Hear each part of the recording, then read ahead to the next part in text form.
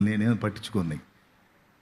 ఖచ్చితంగా చెప్పేది విని మారు మనసు పొంది దిద్దుకుంటే బాగుపడతావు. ఇక నుంచి కొత్త అధ్యాయం స్టార్ట్ అయింది, ఒక నూతన జీవితం స్టార్ట్ అయింది.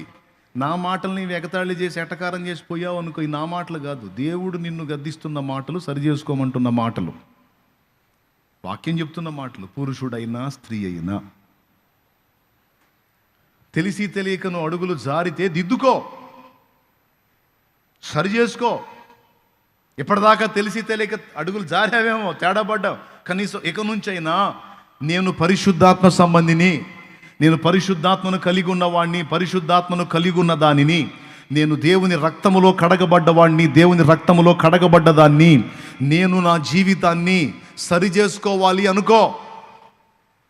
నువ్వు ఒరిజినల్గా పరిశుద్ధాత్మను కలిగి ఉంటే ఖచ్చితంగా ఈ మాటలు నీకు ఇంపైన సువాసనలాగా ఉంటాయి.